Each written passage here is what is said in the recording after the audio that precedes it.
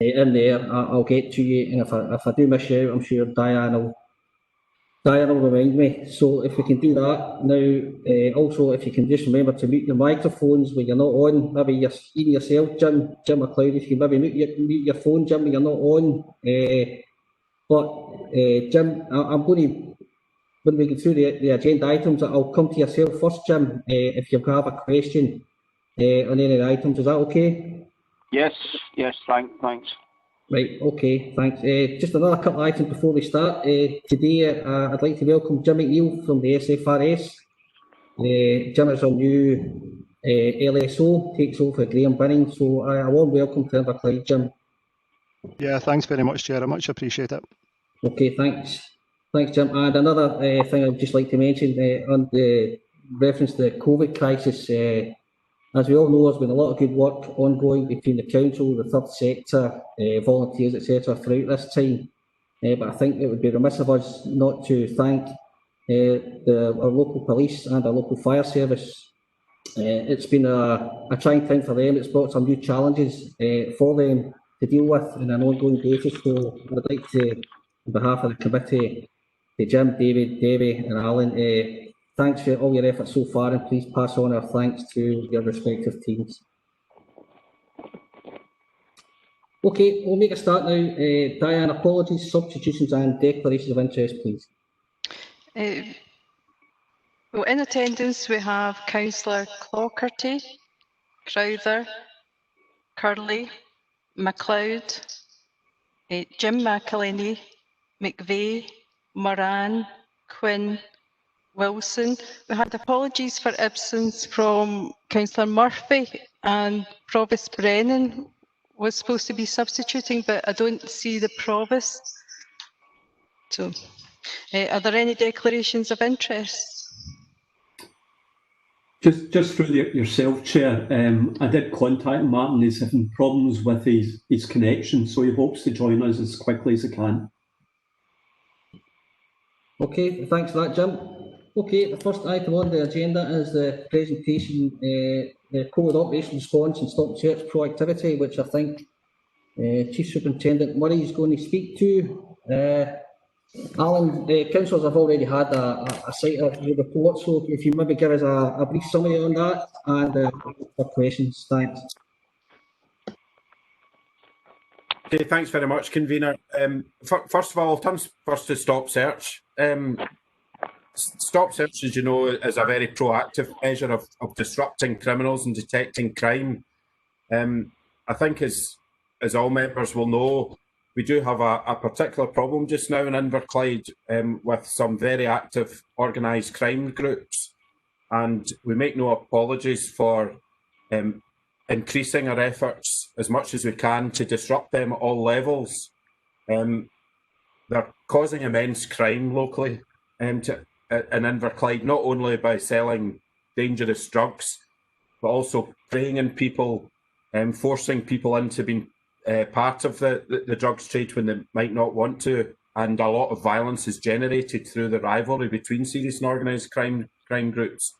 So we've increased our stop search activity quite a lot. Now, of course, we've always adhered to the guidelines that it's the right time, the right people, and the right place. There is no blanket stop search everyone we meet. It's very closely targeted, and it has had quite a good effect. There's been an increase of 12.6 crimes detected so far this year on the back of that proactivity, which we're very pleased about. So I think that's really just let you know why we're doing it. Our positive rate, that is the number of weapons and drugs particularly that we find, does tend to go up and down because we are doing more and it is concentrated in areas. But again, Chief Inspector Riley and myself look closely at every time we do a stop search, our officers do a stop search, and we're quite happy that the guidelines are followed and that what we're doing is proportionate, especially when set against the problems that we have in Inverclyde with particularly the drugs trade is what I'm talking about. We intend to continue, and we intend to continue with our efforts to disrupt the serious and organised criminals, and that is our intention. Now, clearly, there is some what we term street users caught with personal amounts, and when that's the case, we will take the appropriate action. However, this tactic is primarily targeted at disrupting serious criminals who are making big profits out of vulnerable people. Debbie, would you like to say anything more about Stop Search? So, Mr. Murray mentioned about positive stop search rate, and whilst Inverclyde across the whole division shows a downward trend of the positive stop search rate, what we have done is we've significantly increased the number of stop searches. And as Mr. Murray says, a lot of these stop searches can be used as preventative measures to stop people going into areas to buy drugs, to prevent them from carrying weapons. So I'm entirely satisfied with our policing response. I think it is an appropriate tactic to use where the powers exist. And the very fact that we have a downward trend in terms of complaints, that we don't seem to get many people complaining about stop searches, because every positive one that we see is a knife and knees a murder prevention, and that's quite simply how I would explain that away. I would also say, convener, that I talked about searching the right place at the right time. Since we started being proactive, particularly around tackling the drugs trade, we've had an increase in the number of Crime Stoppers referrals that we've had, which I think probably stems from one increasing concern about the activities of certain people, but also an increasing confidence that when they make reports, we'll do something about it. So some of that proactivity, especially street proactivity, comes from complaints or concerns that have been raised by both members of the public through Crime Stoppers and also through elected members who have, on a few occasions, very helpfully brought to our attention problems that's being reported to them in their local areas. So we are trying to address public concerns and protect, in many ways, the most vulnerable members of our society that have to live in the areas where these crime groups are.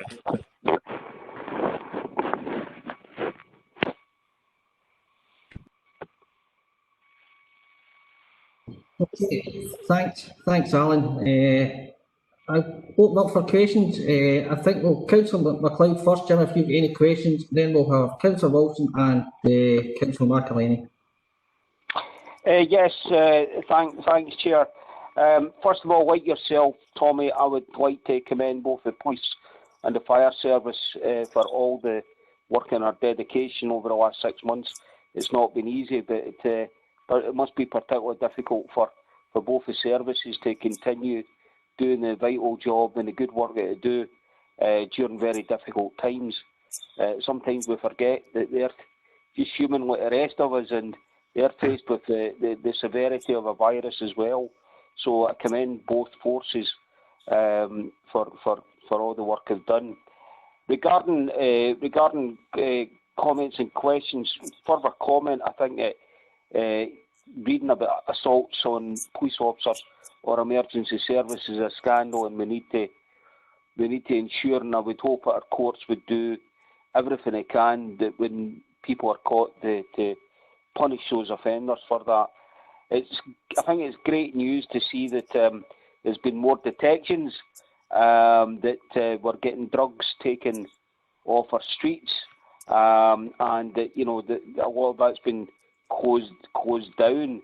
However, in connection to that, we've seen a number of more deaths. I think it's gone from 8 to 19, and I just wondered that my first question would be, why do you think that is occurred during the pandemic? Has it maybe been bad batches of drugs, or people not being able to get services or easily get services that they're maybe getting used to get? Is there any reasons that the police can maybe highlight about that? Well, I'll just continue with my other 2 or 3 questions. Is that all right? Yeah.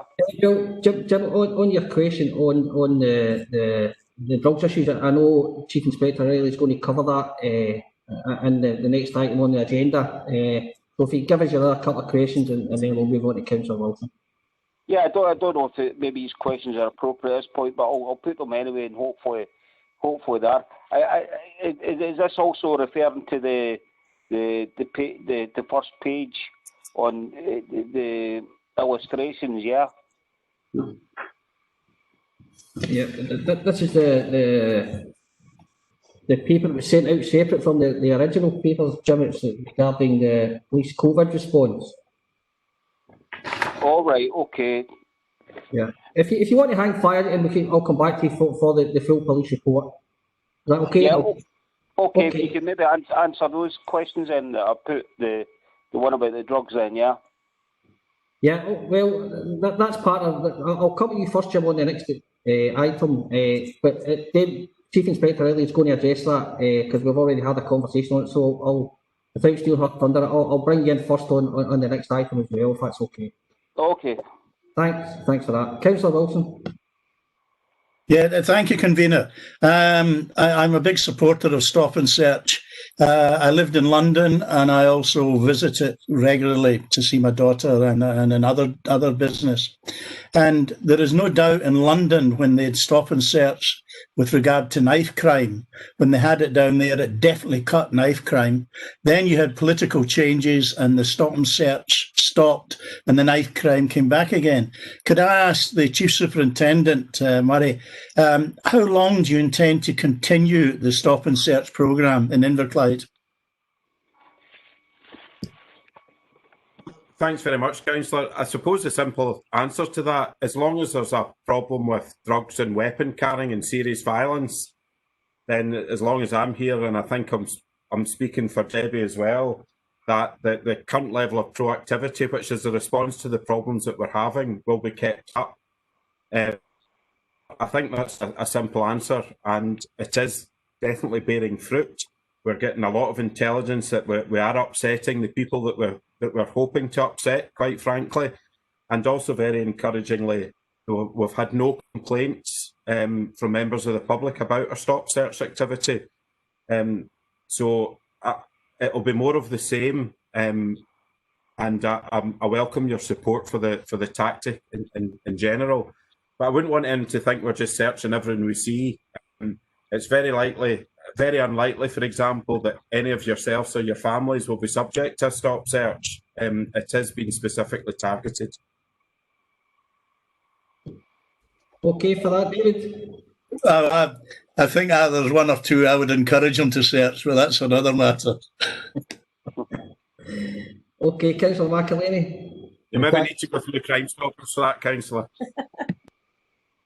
Thanks, convener. It's great to hear that both intelligence and the use of Crime Stoppers, etc., has increased. So confidence in the general public in their particular services is great. What's also great is seeing any charges, convictions, etc., being promulgated and reported on both social media and in the local press, which it doesn't get people who wait a minute, you report things you don't hear in all of it. So it's great that we're now closing that loop and saying, right, okay, this is what would happen, and there's the result of it. And they say, well, they are listening basically. So it's great. Keep up the good work, guys. Okay, thanks, Jim. Councillor Moran, please. Can you hear me, Tommy? Tommy. Yeah, I'd just like to congratulate the police. To me, this is a change of tactics, because we used to do all singing, all dancing raids where we had hundreds of policemen and horses lifted in. 10 minutes later, we're back to business as normal. So I think this tactic is far better, because it's an ongoing tactic, and to me, I think it is definitely working. What I can see anyway, about the communities I represent. Okay, thanks, Councillor Moran. Councillor Crowther. Thank you, convener. It's just to raise the question there, in conjunction with the Stop and Search. is the police service also working in conjunction with Inverclyde Council in requesting that cameras, mobile cameras, be deployed in specific areas?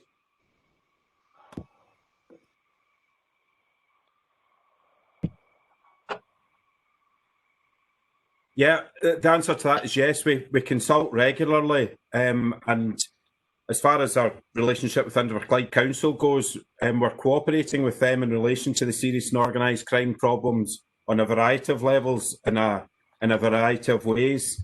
And I was going to come on and speak to that at the end, but I'll certainly happy to say it now.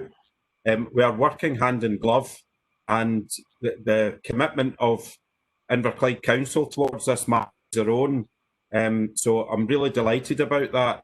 Clearly, both organisations have finite resources, and we have to make some difficult decisions.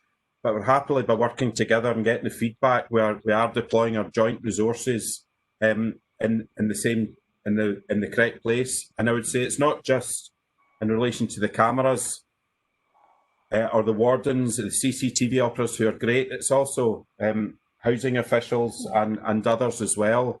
So we're absolutely delighted with the support we're getting, and in my experience of working across the west of Scotland, it's probably unrivalled here. That's very nice, lovely, thank you. Okay, thanks, Alan. Councillor Quinn. Yeah, thanks, Tommy. It's great to hear all the work done, especially the partnership working. I've just got a quick question on lockdown. Has lockdown had an impact on that? Has it been helpful in some way in that, with everyone else indoors pretty much seeing what's going on in their neighbourhoods, and obviously people being more visible if they're out in the street with everybody else being kind of indoors? I just wondered if actually this period of time of lockdown has been useful to highlight where the problems are. It's probably too early to say in many respects, because lockdown came at the same time as our heightened proactivity. However, I think it's likely yes, and especially during the first couple of months of lockdown, which obviously this period covers, when people were generally staying off the streets, people involved in the drugs trade were still going about their business. So I think it did probably make them easier to identify. And there was a lot of activity, pedestrian and vehicular, around one or two addresses, and I'm pleased to see that's no longer the case because of our joint activities. So I think yes, it has been. Debbie, do you want to say something about that? Yeah, no, I echo Mr Murray's comments, and the swings and roundabouts, that's the only way I could describe it. And whilst we have been proactive, the force instructions about lockdown put limitations on certain activity that we wanted to continue. So we had to carry out more in-depth risk assessments with regards to searching properties. So we had to draw back to a certain extent and on certain properties, although we did carry out searches where we felt there was a significant risk. So yeah, there was some impact, and it's probably reflected in the figures as well, but we can cover that when we come to the paper. Okay, Lynn.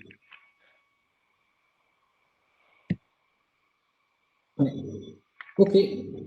I don't see any more questions in the chat box, so we'll move on to agenda item number 3, the Police Scotland report. Chief Inspector Riley, I think, is going to talk to this. Obviously, councillors have read the report. If you can maybe just provide us with a brief overview on that.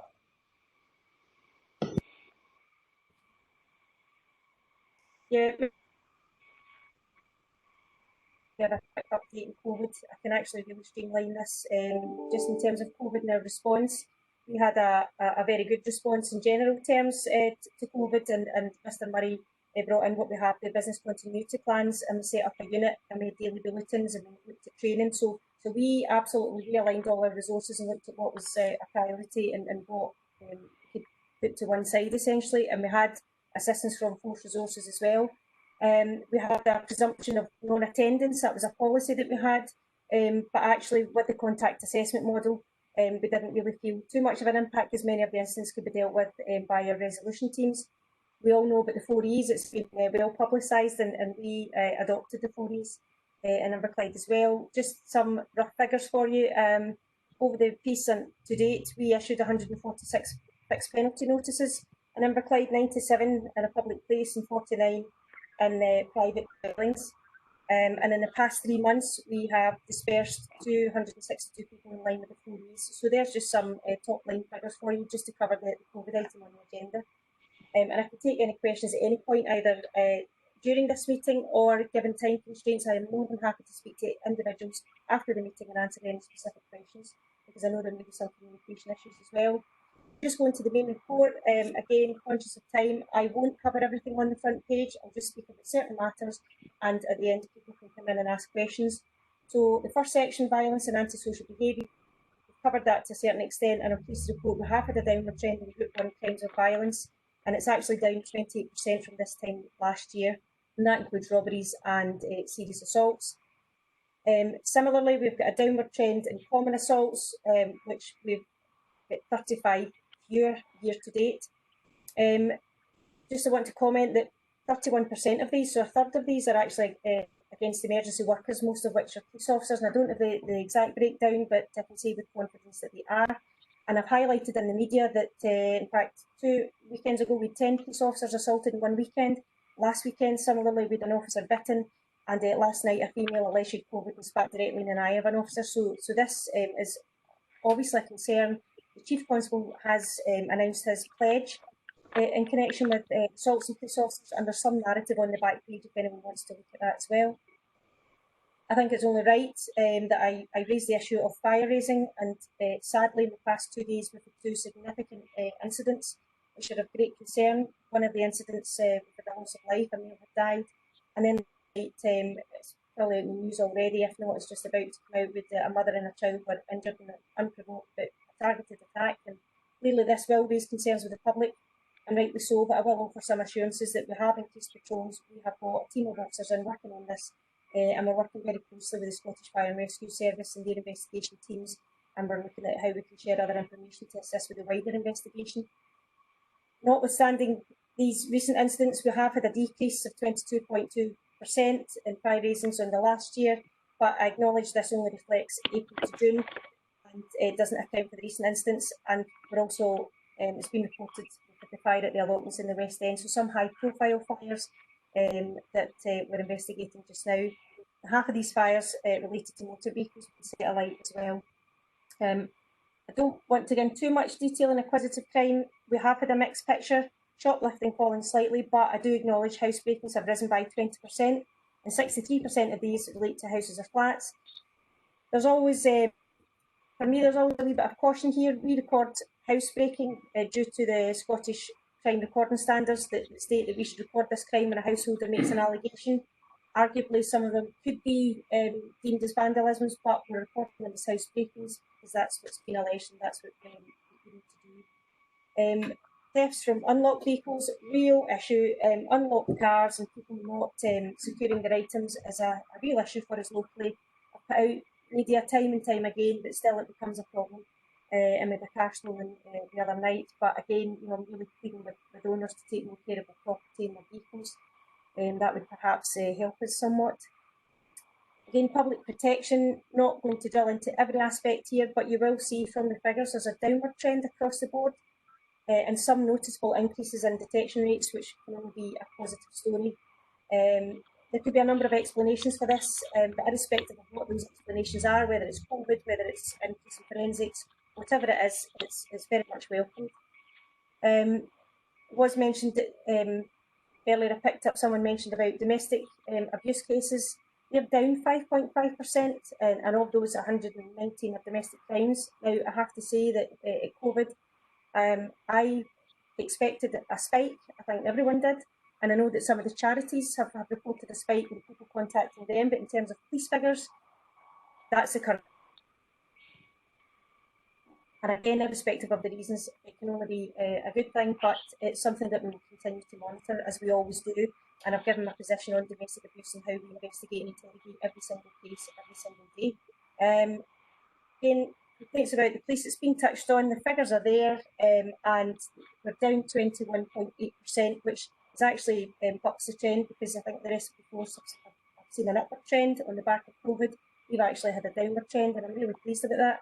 And also acknowledge the convener's letter to the Scottish Government and the general papers, where you've been asked about CAPS in particular. And again, after this, we can discuss how you want CAPS to be reported in the Scrutiny report. Mr Murray's touched on major crime, and well, major crime, not so much terrorism. I want to focus on major crime. He's spoken about organised crime groups. It's no secret how I feel about this, and I'm quite vocal in the media about how we're trying to tackle this and what we're doing. Various approaches, one of which I'm looking at the housing providers. We've seen something known as cuckooing, where people, organised groups, exploit vulnerable people, take over the houses and use them to deal drugs. And I plead with the public to continue to report, and the housing officers to continue to report, and our partners in the Health and Social Care Partnership, because without their assistance, some of this work would be almost impossible. I also want to comment on the drugs deaths figures here. So straight off, it says here we had 19 suspected drug-related deaths, and I appreciate that will have caused some consternation, and right at the beginning, Councillor MacLeod mentioned that. I start this with an apology. The 19 is in relation to the entire figures for K Division. What was omitted here was the figure specifically for KC, Kilo Charlie, which is Inverclyde rather. The figure is 11, so I just need to clarify that. And again, I can speak about any details about that after the meeting, or take any questions. Cybercrimes is mentioned here. I'm not going to go into detail about cybercrime, but suffice to say, this continues to rise. There has been an exponential rise in cybercrime features right across the board in every element of criminality, including sexual crime, frauds, acquisitive crime. There's always a cyber-related element to that. And again, I've put out media and some messaging around that. And just lastly, road safety and road crime. Yeah, we saw a decrease in the number of vehicles on the roads, but we experienced an increase in pedestrians and other road users. But we have tackled that. We've responded to complaints from councillors, and I thank them for bringing certain issues to our attention. And we've seen an increase in the number of speeders and other road traffic offences. I'm sorry about the whistle-stop tour, but I'm conscious that my colleagues from the fire service have got their reporting to do, and there will be questions. Again, on the back, there are further narrative of areas. Just want to highlight 9 months and 9 days. That is our response to organised crime. That is our response to people phoning us in, giving us intelligence, and that is how we will continue to respond to that. And I thank everyone who's given us information.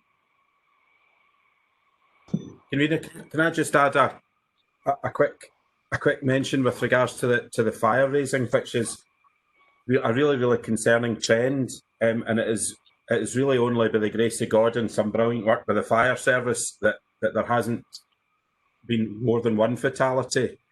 There has been some really concerning incidents, and it's only because the fire service managed to get themselves there so quickly that there hasn't been more tragedies. I think that will be people out there who know exactly who has been carrying out these acts of absolute lunacy.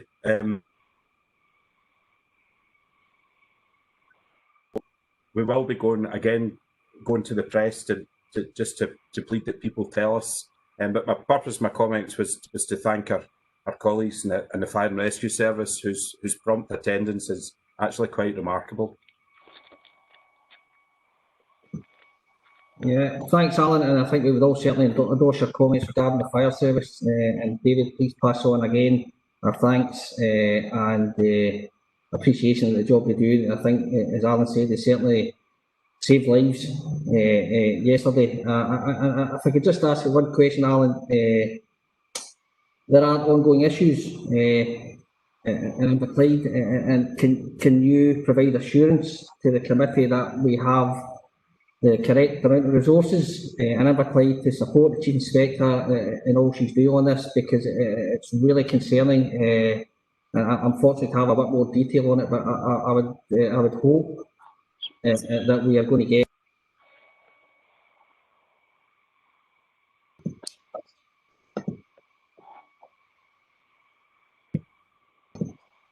Sorry, Alan, did you get that question? Sorry.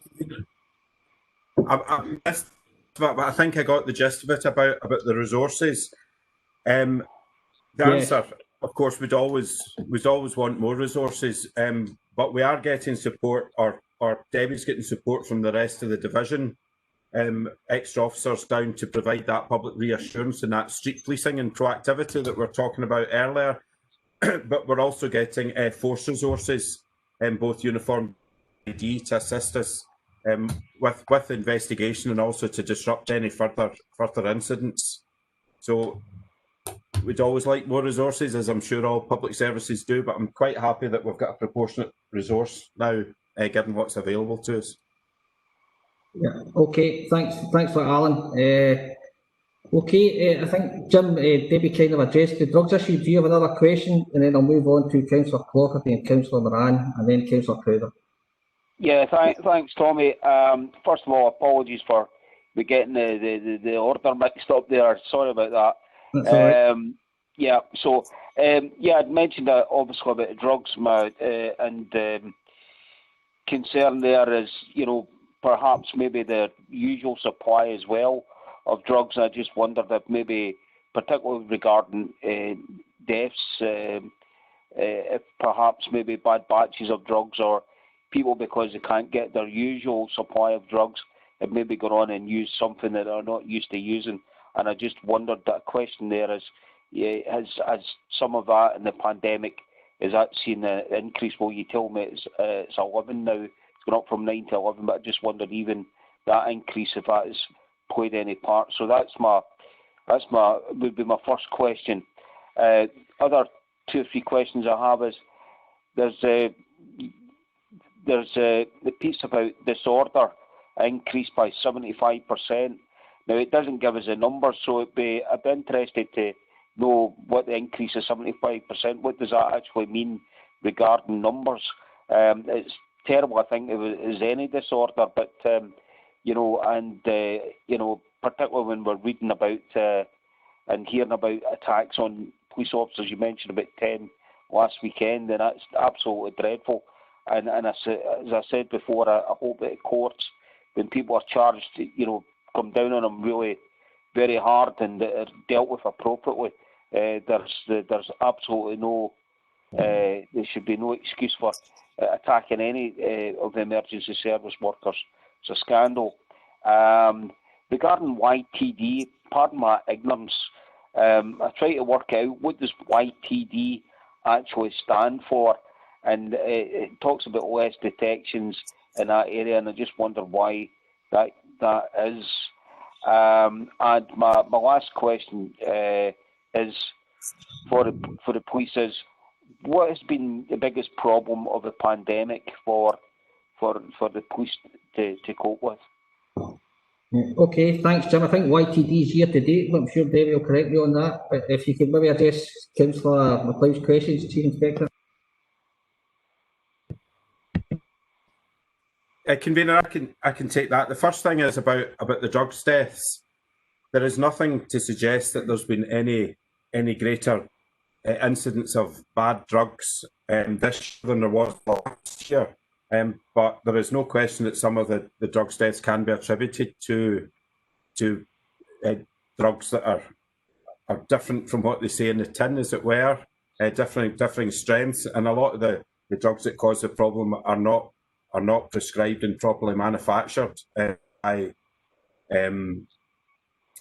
respectable companies. They are made by the people that are dealing them in the streets, so you never quite know what you're getting. But there's no evidence to suggest that the incidence of that is any greater than it was last year. With regard to the rise in disorder, that probably has much to do with the way we count, of which there's been are included in that. Across Renfrew and Inverclyde, there's been no increase in disorder as far as noisy youths and street disorder. That is pretty much entirely down to COVID calls.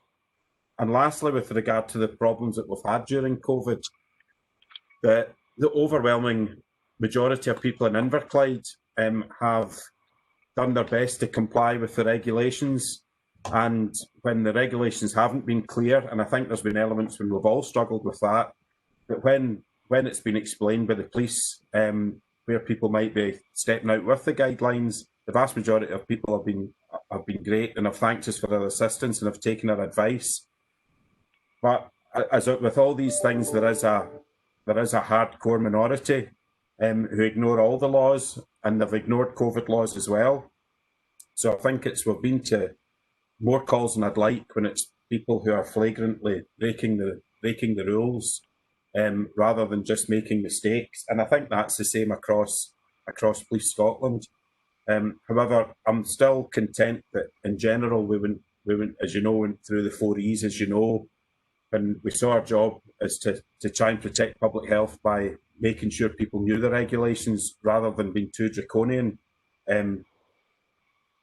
Worked in general, but I think it's the same people that show a disregard for the law have shown a disregard for the COVID regulations.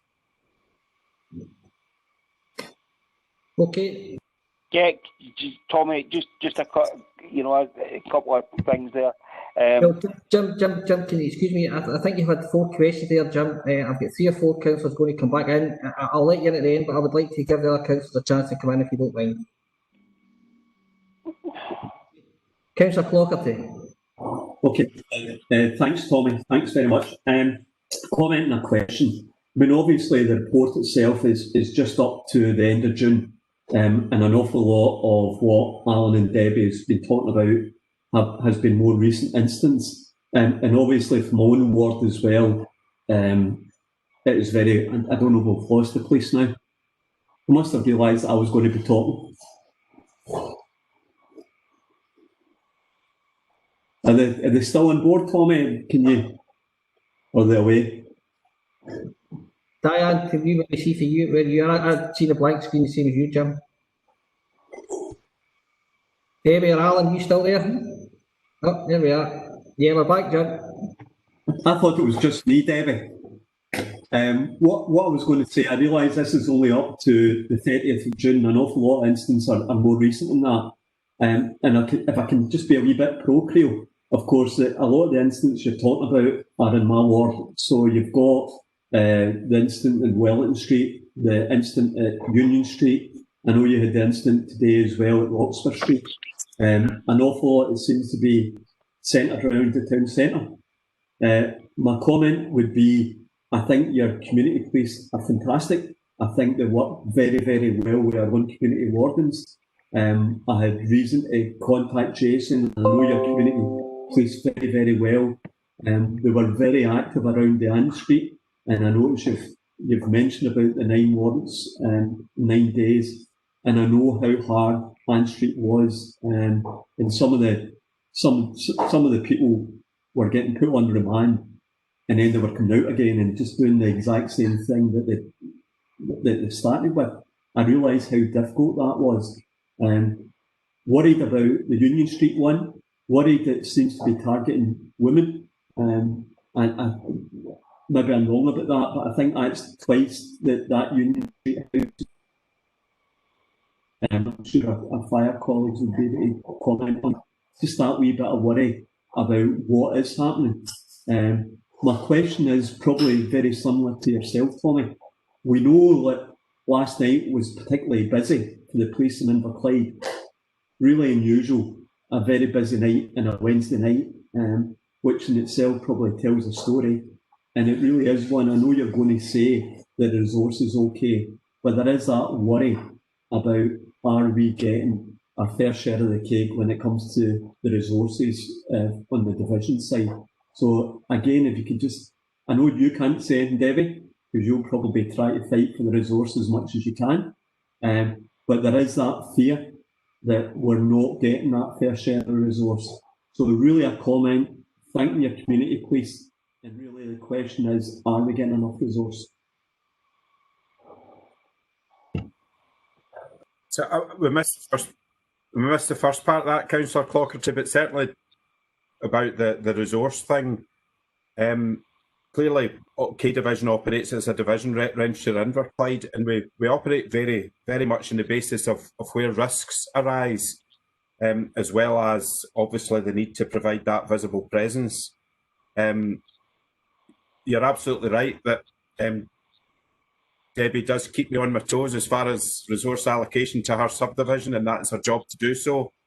But if anything, over probably the past 2 or 3 months, and maybe a bit beyond, Inverclyde's certainly gets fair share of resources because of the risks that are being caused by the sea I've mentioned, and the fact that to keep the pressure, to keep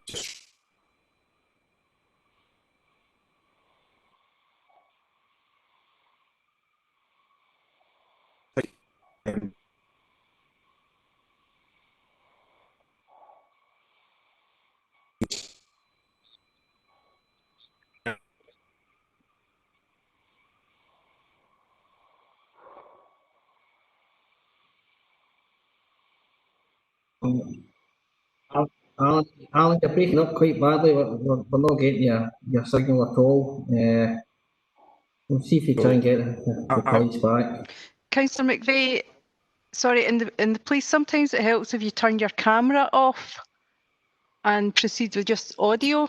I know it's not great, but sometimes that helps in these circumstances. Yeah. Alan, are you still hearing us?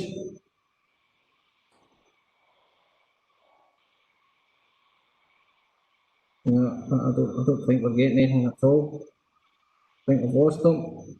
We'll give it a minute, see if they come back. It's quite important. I really like to get Councillor Clockerty some reassurance.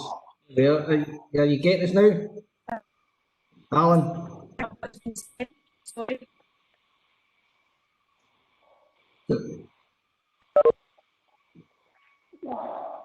Yeah, Debbie, are you hearing us now?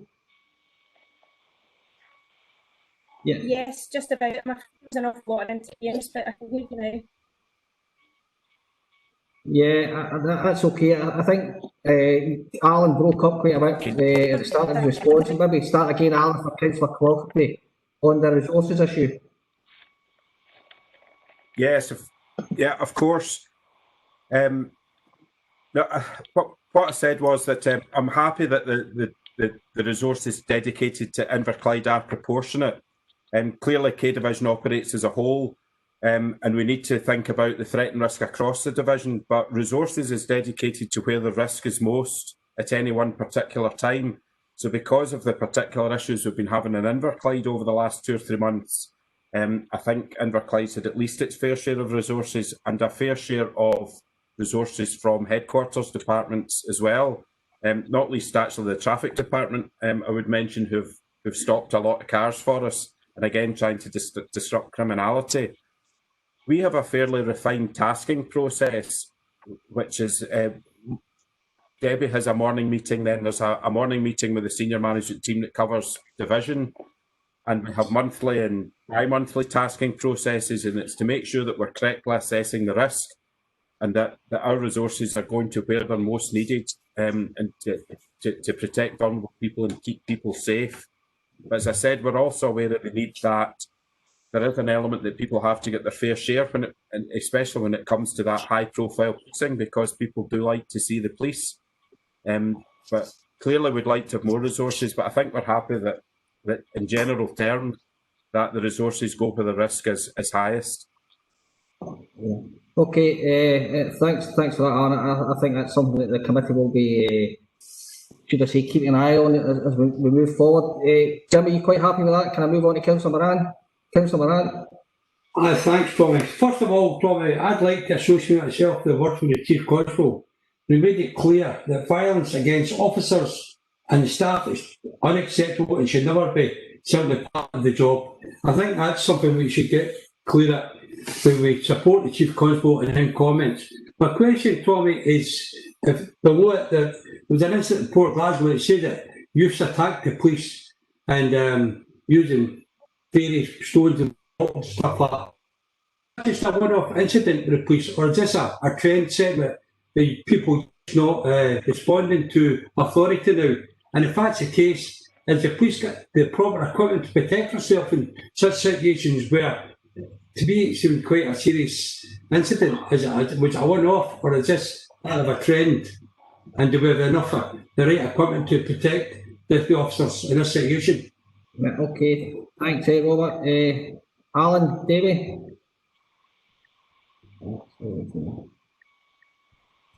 Diane, there's an MD in IT, if you get in maybe to try and have a wee look at this, it's working very well. Alan?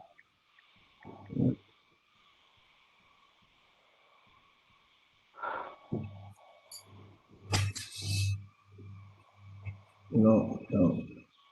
Okay, what I'm going to do, councillors, I've got a note of your names here. I think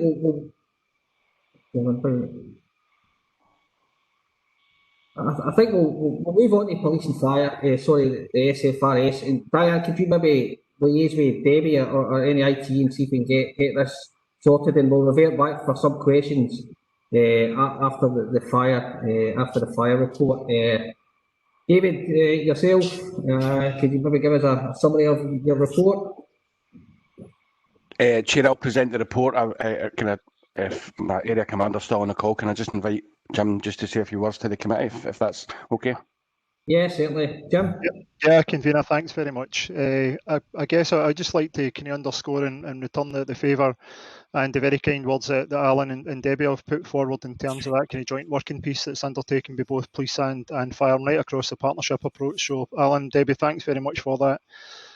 Before I bring David in just to go through the report itself, Convener and members, I'd just like to give you a wee bit of kind of personal of a personal statement about myself, if that's okay. So and you very kindly offered up that I'd taken over from Graham Binning as a local senior officer, and I just want to express my thanks and the gratitude for actually taking up the LSO role within East Renfrewshire and Inverclyde. I absolutely look forward to working with each and every one of you, and I've got a real focus and drive about taking the area forward in its next chapter. So I guess it's just a thank you very much for inviting me along, and it's with great pleasure I'll now bring David McCarry in to talk about the scrutiny report itself.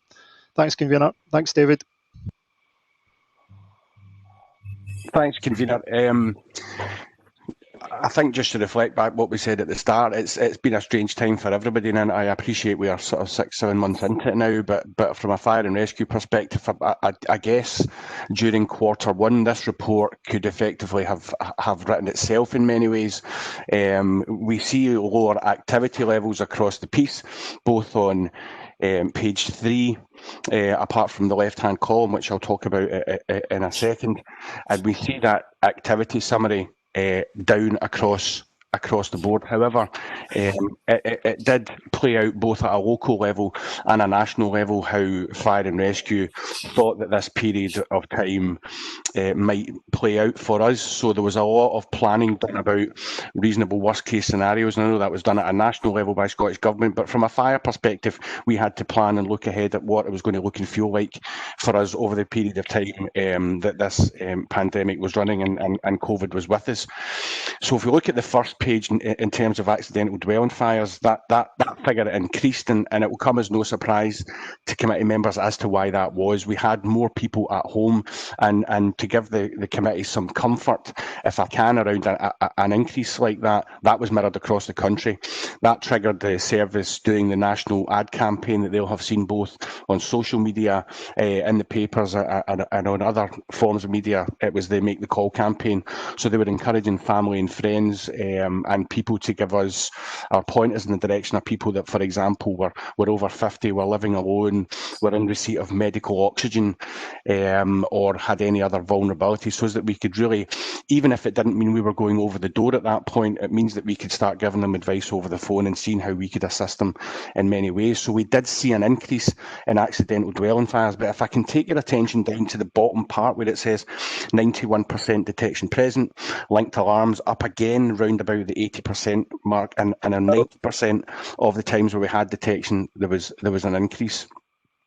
That then plays into page 6 when we go to the actual casualties themselves. So whilst we saw that increase, if we link that back to the number of detection and the linked alarms element of it, that early warning, whilst we see an increase, what we're actually seeing is a decrease in terms of the people being able to make a safe escape from these properties as and when that happens. So that's encouraging. There's still work to do in terms of linked alarms. There's still work to do in terms of detection. But in terms of what our colleagues in the police had said at the start about our swift attendance, that linked alarm element, if we are getting these in the right properties where the people have got those vulnerabilities, it gives us the best chance to get there quickly and to get that individual out if they can't get out under their own steam. So that's the lowest figures we've had in terms of casualties for the last 5 years. So that's good news for us. It's good news for colleagues in ambulance. It's good news for the NHS that these people, you know, are not having to go to hospital, or if they do, it's for slight injuries and we can get them back out. In terms of unintentional injury and harm, again, a lot of people aren't out and about. There was less vehicles on the road. There was less people out walking, albeit people were going locally for exercise during Q1. So we did see a decrease here. However, as we've highlighted to the committee in the past, that assisting other agencies is 88% of those 8 incidents. So, you know, it's up there in terms of them seeing us as somebody that can come and assist, and that might be gaining access to property. That's what it tends to be. Pleased to see a social media campaign, the national campaign picked up the National Water Safety Campaign, and it was good to see over the piece that we had no water incidents at all. You know, as I say, that did tie in with the national campaign on social media. Deliberate fire setting, again, down to sort of periods of 2 years ago, although a slight increase in the percentage of primary fires, but that links back you know, in some ways to the primary fires. I know there was certainly one incident in May of this year where an individual had set fire to their own property. So whilst the vast majority of domestic fires are accidental, we do occasionally, unfortunately, in circumstances like that, get deliberate fire setting. And obviously myself and the LSO cover a lot of Scotland in terms of our operational cover. So it is more common, unfortunately, than you might think. Non-domestic fire safety has been a challenge for us in terms of the ability not only for our enforcement officers to go out and audit premises, but also how we respond when a fire happens. So, for example, during Q1, we had I think that we have 4 incidents. One was in 134 Steakhouse. We had a fire at Cathcart Street where it was a shop front on fire. So what our normal procedure after that is we would deploy an enforcement officer to go and work with that business to see the causes for that fire, look at their risk assessment. So we were unable to do that. And we sat with our colleagues centrally in headquarters to say, how can we get a process by which we do this process remotely? You know, whether that's filming it and all the challenges that come with that. How do we look at documentation? How do we look at the physical building in a remote sense? But that process has now been completed, and we have a process in place nationally that we can roll out where enforcement officers can do elements of this business in a remote fashion, because it's important when we have a fire in a non-domestic premises that's relevant, that's appropriate for enforcement officers to follow up on, that they can go and work with that duty holder, go and work with that shop owner, that business, to make sure that, you know, that fire doesn't happen again. So it was a challenge for us in terms of our enforcement officers to go about their business, but we have a process in place now. But that figure always stays reasonably low, if that makes sense. It is over the course of a quarter. In terms of the actual businesses that were involved there was 2. The other 2 was a private garage, and I think there was a shed as well, if I go down at the bottom. Yeah, private garden shed, and there was another private non-residential building, which was effectively a vehicle that was in fire within our private garage. In terms of unwanted fire alarm signals, and again, as much as we saw the increase in domestic fires, unwanted fire alarm signals, we've seen our lowest figure in some time for 5 years. Now, what this tells us is that we still have the same reporters at the top of this page, so res care, hospitals and medical care, and education. So the top reporters are still there because largely these were the buildings that were still open. These were the buildings that still had people in them. Although schools had stopped, there was hub schools in place across local authorities for key workers' children to go to. So what this tells us is that actually when you look at unwanted fire alarm signals, it's people. So we've got work to do with people. You know, in general terms, unless it's weather related, alarm systems won't actuate until we populate them with people. So whilst I absolutely am pleased that that figure is down, it means that we have less blue light journeys to undertake. It means that people are safer. You know, we're not daft. You know, we know the reasons for that. And as and when life returns to some sort of normality, we will still focus our attention on those top reporters. You know, for example, our operational crews and our enforcement officers would routinely on an annual basis go into each one of our care premises across Inverclyde and across our other local authority areas in Scotland. But we have to look and see now post-COVID whether that would be appropriate. So we need to satisfy ourselves that we're still maintaining that level of contact, we're still maintaining that operational responsibility and knowledge, but we just need to see how we do that in the future. So in terms of the report itself, hugely positive figures for us through what's been a particularly challenging time, but the spike that you see in domestic fires was replicated across Scotland, and as I say, the service nationally took an action to make that call campaign so that we could attach that. And convener, that's me, but I'm happy to take any questions. Okay, thanks David, thanks for that. I'm going to come to Councillor McLeod in the chat box in a moment, but Jim, do you have anything for the fire service? Yes, thanks, Tommy. Yeah, like the police report, it's a very good report. And thank you to the fire service for having done such a good job over the last 6-7 months. It's good to see the number of fires are obviously a lot less across the board. Can I just ask though, the figures regarding deliberate fire setting? It gives the numbers on page 5, and I just wondered why at Inverclyde Central Ward and Inverclyde East they both had 42 and 49, whereas the others are much less. I just wondered why you perhaps think there's such a high number in those two wards.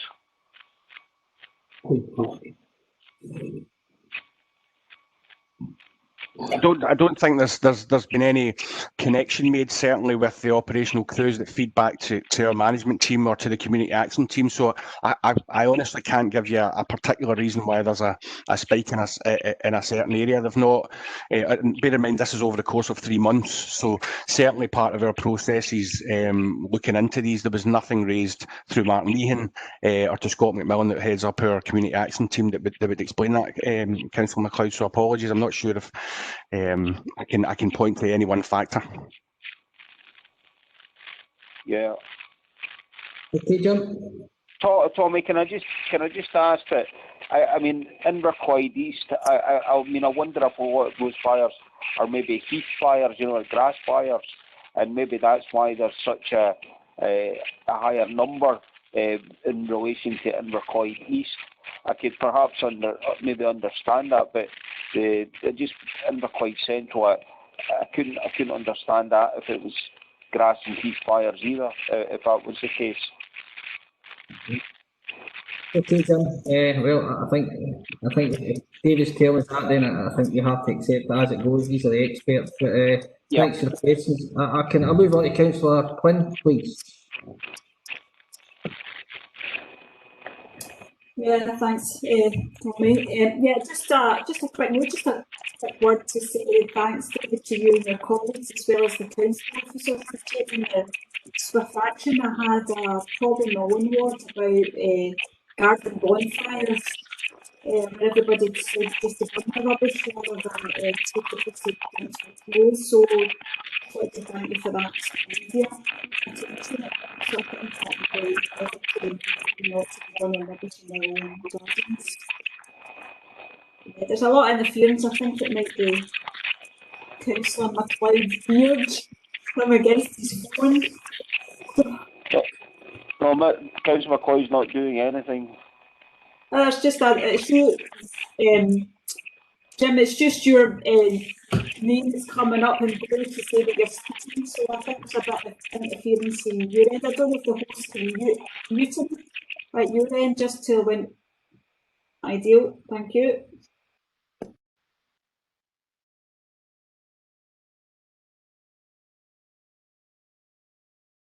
Sorry, convener, I don't know if Councillor Quinn wants to just answer that again. She's muted again. Sorry, Lynn, could you maybe repeat that question with the interference where David did pick it up?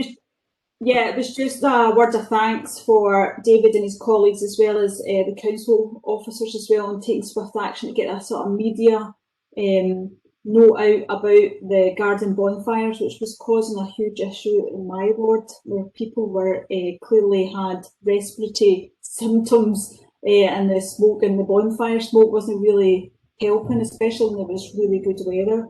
But I think that's a bit of media attention on that really helped to kind of spread the word that people shouldn't be burning rubbish in their back gardens.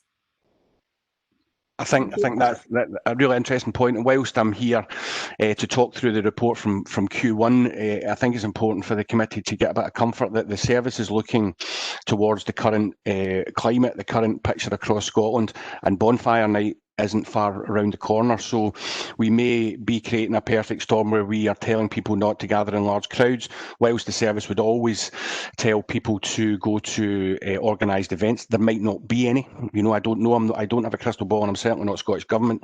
But that may be the case, that they point people towards not having these organised events, and people then may try and go and access fireworks, etc., on their own.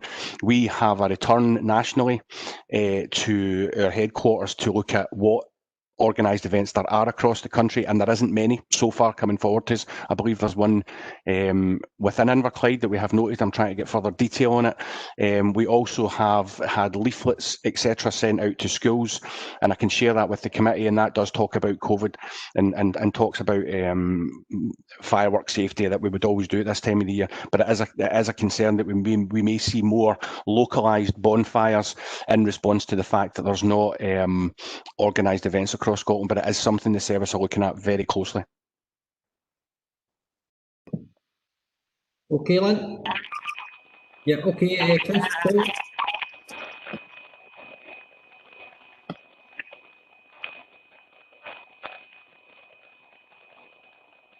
Hello, I've unmuted Councillor MacLeod again.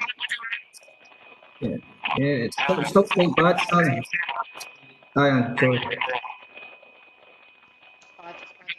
Yeah, it's still quite bad. If you could maybe do it again. Right. I'm just aware that if I keep on mute, I can't ask any questions. I'll go to him first. That okay? Right.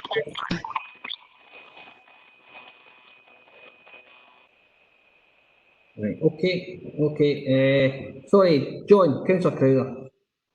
Thank you, convener. It's just a quick question on the UFAs, and it's the percentage against all false alarms. Now, if there is a power cut,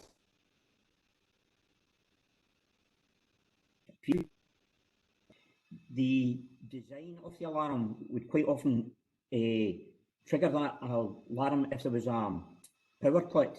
The modern alarms, does that still apply? And should companies be asked to upgrade their alarms so that if there is a power cut, that the alarm will not be activated?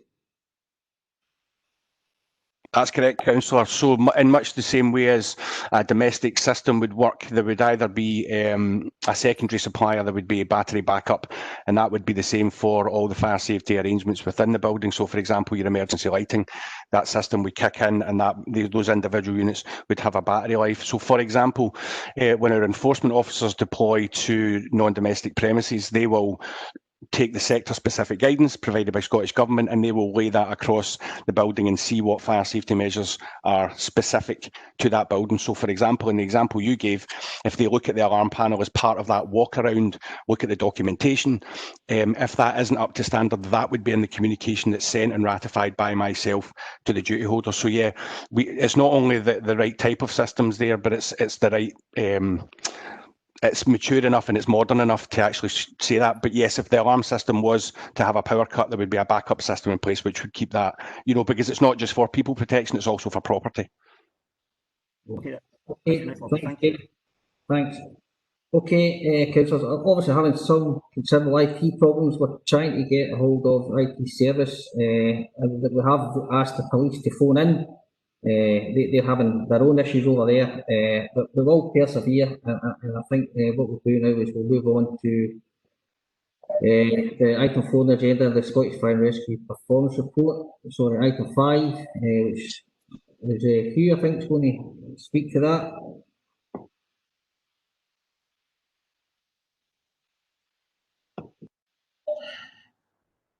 Ian Hanley's going to do that today, if you just let Ian say. Okay, Hugh, thanks. Ian? Thank you. Good afternoon, councillors. The purpose of this report is to update the committee on current and emerging issues relating to police and fire and rescue services. As all committees were previously suspended, this report provides an update for the committee to be made aware of national initiatives, reviews and consultations, and where appropriate, inform members' consideration of future activities. This report was taken from March 25th, 2020.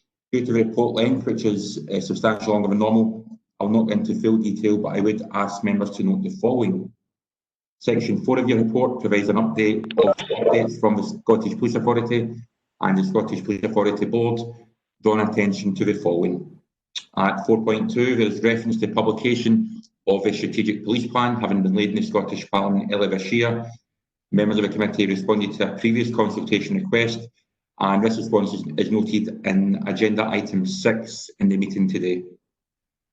Section 4.3 to 4.5 details some of work around policing during COVID-19, including the creation of an independent advisory group relating to additional powers. And as part of this process, a consultation request to the Council is to be considered for submission, and this is explained in further detail at 4.5 of your report, and also forms a recommendation at 3.2. Members will also be aware that an email was sent to you in advance of this. Sections 5, 7, 8 and 9 of your report provide updates on a number of organisations and the paper details information that you may wish to be brought back to future scrutiny meetings. In relation to section 6 of your report, this is regarding the independent review of complaints handling, investigations and misconduct issues in relation to policing. This notes that Councillor McVeigh, in his capacity as convener, was invited to submit a response to a consultation. A response to the consultation was submitted to the Commission ahead of its submission in July and is appended for your information as Appendix 1. Finally, Section 10 of the report details 2 papers submitted to the Council's Education and Communities Committee. I'm absolutely delighted to say that 10.1 relates to the approval of Inverclyde Antisocial Behaviour Strategy for the period 2020 to 25, and at 10.2 discusses the submission of the Community Safety Partnerships Strategic Assessment, Making Inverclyde Safer Together, which will be progressed at the forthcoming Inverclyde Alliance Board meeting in October. This concludes the report, and committee are asked to the following. Note the current emerging issues relating to police and firing related matters. Consider submitting a response to the Independent Advisory Group on police use of temporary powers relating to the coronavirus crisis in Scotland, set out in section 4.5 in your report, and that the committee approves the response to the independent review of complaints handling, investigations and misconduct issues in relation to policing outlined at section 6. This concludes the paper, Councillor. Okay, thanks Ian. Can I just check if we've got the police on my phone, Debbie or Alan? Yes, I've just managed to catch the tail end of Ian's update. Yep, okay, Debbie, thanks for that. Okay, we'll continue with this item and then revert back to the police report after this. Jim, Councillor McLeod, Diane, could you maybe unmute Jim? Do you have a question on this, Jim? Item 5, sorry, item 6? Sorry, item 5. No, thanks, Tommy. Okay, thanks for that. And I think we have Councillor Moran.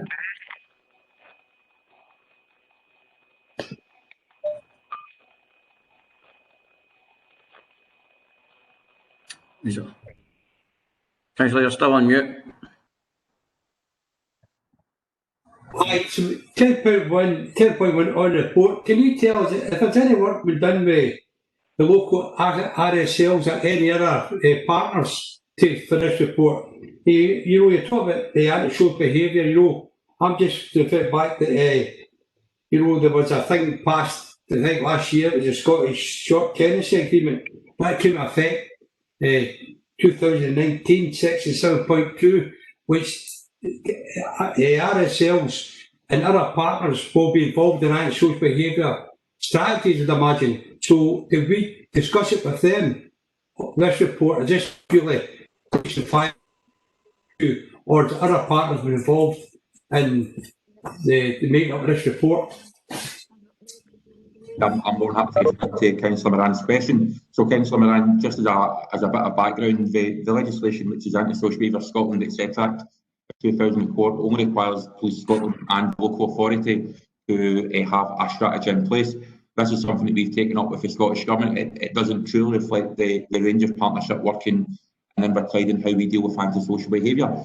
If I can just satisfy you that throughout the process, including the drafting of the anti-social behaviour strategy and the forthcoming improvement action plan, at all times it has involved partners from our main housing providers within Inverclyde, involved partners from Police Scotland, also involved partners from the HSCP and from Scottish Fire and Rescue Service. So absolutely, whilst the legislation is extremely narrow and the partners it has to involve, Inverclyde have taken the view, as many other local authorities have, that it's much just beyond both police and the local authorities. So yes, we have consulted in relation to the strategy, and as a forthcoming piece of work, we'll continue to work with our housing colleagues. Thank you. Convener, can I just come in and add something to that? I think we've got a very strong partnership with our housing associations across my own service, community safety, but also within Roisin's service. A strong partnership with all housing associations. We work very closely with them. Okay, thanks Ian, thanks you. You okay with that, Robert? Convener, sorry, before we go on, could I check if the police have now been able to phone in? Could I check if they're there? Could somebody just respond? It's you there, Debbie? Debbie? Mr. Murray's still here, yeah. Right, that's fine, thank you. Okay, thanks for that. Okay, I don't see any more press in the chat, so we'll revert back to the police report, and I think Councillor Crowther, you had a question. You were next on the list. That's right, thank you, Convener. It was really just to do with the road safety, and of late I have noticed that there are more and more younger people on bicycles, and they have neither lights, and also the majority seem to be in dark clothing, and that is a concern that I have, that we could see a spike in incidents involving cyclists. Also, many of the cyclists are riding on pavements, which could be dangerous as well to pedestrians. I understand that has been flagged up at other committee meetings. If I could just ask, is there any campaign underway about safe cycling? Convener, I can take that one if you want. Yeah, thanks for Councillor, for your question. We've actually got a road safety working group looking at schools about cycling, and work very closely with our college in education. We are aware of the ongoing situation about this, but we have got a road safety team who looks at cycling supervision across the school estate, and we've got an ongoing campaign coming within the coming months about the safety around that. It's a responsibility of the Community Safety Partnership, but we work very closely with our colleagues in Police Scotland and also our roads colleagues on this. Okay. Thank you. Debbie, have you anything else to add to that? No, I thank very much, Hugh, for taking that question. In terms of other campaigns, so that's the local authority campaign. From a roads policing perspective, I met with them yesterday and today, in fact, and they have their own campaigns, but I think locally we'll focus on cyclists. Just in relation to cycling on the pavement, I know there's one area in Inverclyde, just off the top of my head, where there is a prohibition on cycling on pavement, and that's in Gourock. But and whilst there are offences in relation to cyclists, I think sometimes we have to take a balanced approach, especially when parents are cycling with children. Sometimes they do like to cycle on the pavement rather than on the roadway, and as parents I'm sure we'll all agree where they're safer. But I do take your point, Councillor Crowther, and if there's any specific issues or areas you wish us to address, we'll do that. But I have to say my approach will be education in the first instance, and any enforcement would be an absolute last resort. That's fine, Debbie, thank you. Okay, thanks, Debbie. Okay, we'll have Councillor Quinn, followed by Councillor Curley, and then Councillor MacLeod before we move on to the last item. Yeah, thanks. Hopefully I remember my question. It's been a while. I just want to touch on the domestic abuse incidents. Obviously, we've mentioned that there's been a reduction, which doesn't follow the kind of national trends in terms of charity. I think you mentioned that at the start. we're actually receiving some data that the fact that some of our agencies haven't been doing sort of face-to-face meetings with some women, that is the reason why we've had a reduction in referrals. Basically, if we don't have those face-to-face meetings, normally people pick up and have those sort of difficult conversations. So I'm really just seeking some sort of reassurance. So when those agencies start up again and these women are identified, that how do we cope with that when it really becomes a kind of historic? So the incident is kind of historic, and if we get ways of still dealing with that and reporting it. Thanks, Councillor Quinn. Yeah, I do know the comparison between the charities data compared to police data. I'm not really sure about the provenance of the charities data, but I do take the point that they've maybe seen an increase. In terms of historical reports of domestic abuse, they're investigated just as robustly as we would a report of domestic abuse that's just happened in the previous minutes or half hour or whatever. But it doesn't make any difference. We still investigate it the way we would. We'd want people to report as and when it occurs, but that's not always possible for individuals or victims. But yeah, I mean, it's a slight downward trend. It's not a significant downward trend, nor is it a significant spike. So to be honest with you, it's not something that causes any significant concern between myself and the lead for public protection, Chief Inspector Lou Harvey. Convener, can I just come in from the community safety side? Well, obviously we are aware of this, and we're working very closely with our partners for the multi-agency group to deal with domestic abuse. And Jane Carnley leads up on that for the part of the service for HSCP. We're very conscious of working very closely with Women's Aid on this, make sure that there's additional support there. And we continue to give them the funding over the period the lockdown was on. So we are working very closely with Women's Aid and other partners. Thanks, you. Okay, Lynn? Yeah, thanks, both ends. Yeah. Okay, Councillor Cully. Hi, Tommy. I'm okay, thank you. Sorry, Chris, my apologies. I don't see anything else, but we're going to revert back to Councillor MacLeod. Jim, I know you've got a couple of issues there. Yeah. Bad background noise, Jim, but can maybe get your questions quickly because it's quite bad. Yeah, okay, thanks, Tommy. Yeah, it's just a one question regarding cycling. I mean, I think it's great we're seeing more people walking and cycling, especially over the last few months. I think cycling, buying of bikes, we've seen a 400% increase, and that's all good news. But one of my friends, he's a reporter with BBC Scotland, and he's highlighted the issue of, for disabled people, how dangerous sometimes, particularly cycling on pavements, particularly if you're blind or visually impaired and you don't see bikes round about you. So it is something that we need to take cognizance of, and I just wondered maybe that's an educational thing for Hugh and community safety as well as the police, just to keep a check on.